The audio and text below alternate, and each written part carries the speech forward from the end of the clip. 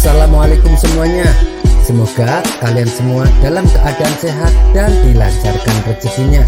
Amin ya robbal alamin.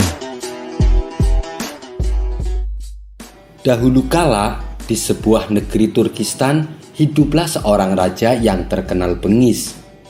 Suatu ketika sang raja memanggil salah seorang ulama sufi untuk menceritakan beberapa kisah-kisah ma'rifat. Tatkala ulama sufi mulai bercerita, sang raja terlihat sangat antusias mendengarkannya. Setelah bercerita panjang lebar, entah kenapa tiba-tiba sang raja bertanya tentang Nabi Khidir.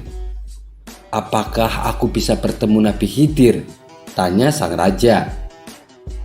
"Ampun Paduka yang mulia, Nabi Khidir hanya datang bila diperlukan. Apabila Paduka menjumpai Nabi Khidir, hendaklah Paduka merebut jubahnya, maka segala pengetahuan di dunia ini akan menjadi milik Paduka," kata ulama sufi menjelaskan. Mendengar hal itu, sang raja semakin bertambah penasaran. "Apakah itu bisa terjadi kepada siapapun?" tanya sang raja kembali. "Tentu saja Paduka, siapapun bisa," jawab ulama sufi.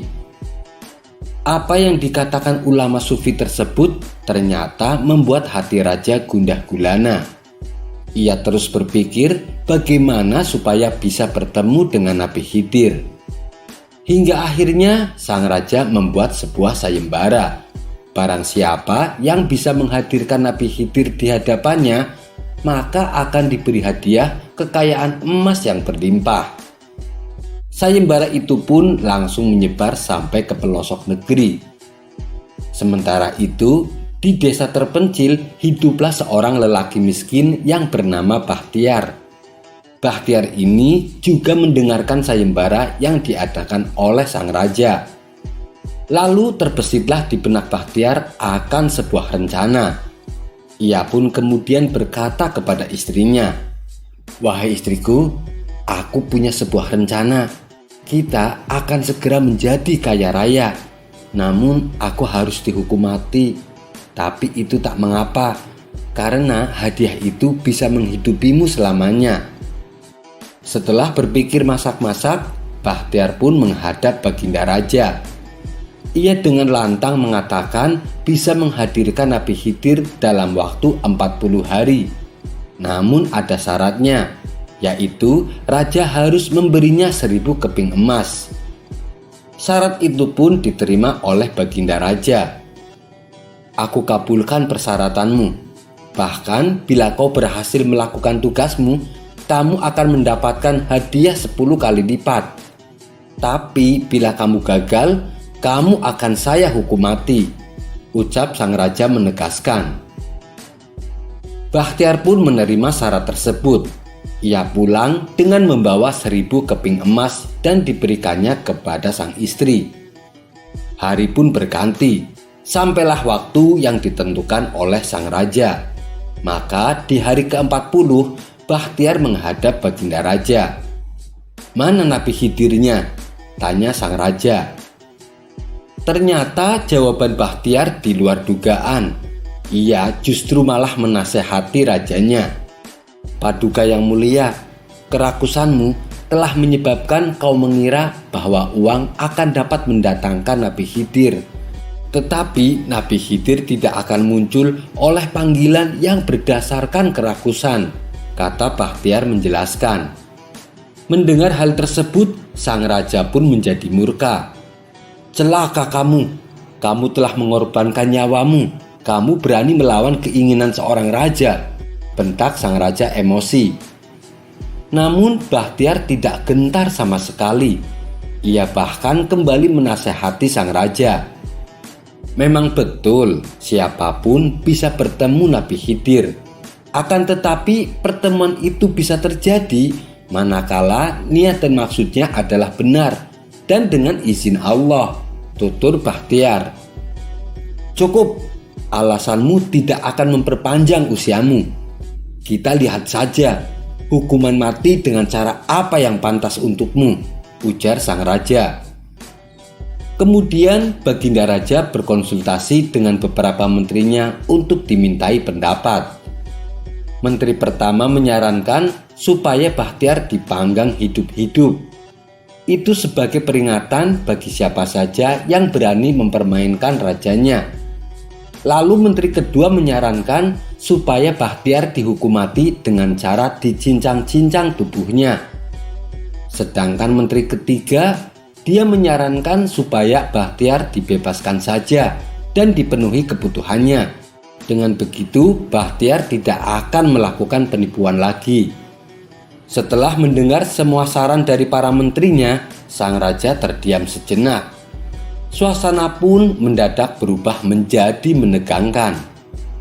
Dan ketika sang raja hendak memutuskan perkaranya, tiba-tiba datang lelaki tua misterius memasuki ruangan. Lalu lelaki tua itu berkata kepada sang raja, "Semua pendapat dari para menterimu sesuai dengan ilmu yang mereka ketahui." Sang raja heran dan bingung dengan ucapan lelaki tua itu. Ia pun kemudian bertanya, "Apa maksudmu, wahai Pak Tua?" tanya Baginda Raja. Lelaki tua itu lantas menjelaskan, "Menterimu yang pertama dulu adalah seorang pemanggang roti. Yang ia tahu hanya ilmu panggang memanggang. Makanya ia menyarankan hukuman panggang. Dia bukan orang berilmu, tapi malah menjabat sebagai menteri. Lalu menterimu yang kedua, ia dulunya seorang penjagal hewan. Yang ia tahu hanya ilmu cincang-mencincang. Makanya ia menyarankan hukuman cincang. Dia bukan orang berilmu, tapi malah menjabat sebagai menteri. Sedangkan menterimu yang ketiga, dia memang seorang yang berilmu. Ia berusaha mencari dan melihat akar sumber masalah dari semua ini. Makanya ia bersikap bijak dalam memutuskan perkara. Hai Raja, ada dua hal yang perlu kamu perhatikan. Pertama, Nabi Khidir akan muncul hanya pada seseorang yang bisa mengambil manfaat dari pertemuan tersebut. Kedua, orang ini, maksudnya Bahtiar, sebagai bukti pengorbanannya. Ia terpaksa melakukan penipuan. Ia pun rela melakukan apa yang ia anggap harus dilakukan, meskipun harus mengorbankan nyawanya, asalkan dia dapat membahagiakan keluarganya. Makanya, dalam situasi genting ini, membuat saya sudah sepantasnya muncul di hadapan kalian, kata lelaki itu menjelaskan panjang lebar. Ternyata lelaki tua misterius ini adalah Nabi Khidir. Ia muncul dengan berpenampilan layaknya seorang sufi. Semua orang yang hadir menjadi melongo. Semua mata tertuju pada Nabi Khidir. Namun tiba-tiba ia langsung menghilang. Sang raja menjadi lemas melihat apa yang dialaminya. Baginda Raja sangat menyesal karena tidak sempat memanfaatkan dengan baik akan kehadiran lelaki tua itu, yang tak lain adalah Nabi Khidir, orang yang selama ini ingin ditemuinya. Sesuai dengan yang diperintahkan Nabi Khidir, sang raja akhirnya memberikan belanja secara teratur kepada Bahtiar. Sementara menteri pertama dan menteri kedua dipecat, sedangkan menteri yang ketiga tetap dijadikan sebagai menterinya. 1000 keping emas pun dikembalikan oleh Bahtiar kepada rajanya sebagai kas kerajaan. Dalam sebuah catatan, Bahtiar adalah seorang ulama sufi yang hidupnya sederhana di daerah Khurasan. Ia sama sekali tidak dikenal sampai peristiwa ini terjadi. Wallahu a'lam bishawab. Sekian dulu perjumpaan kita kali ini. Sampai bertemu lagi di kisah selanjutnya. Terima kasih yang sudah subscribe dan setia menonton channel ini. Wassalamualaikum warahmatullahi wabarakatuh.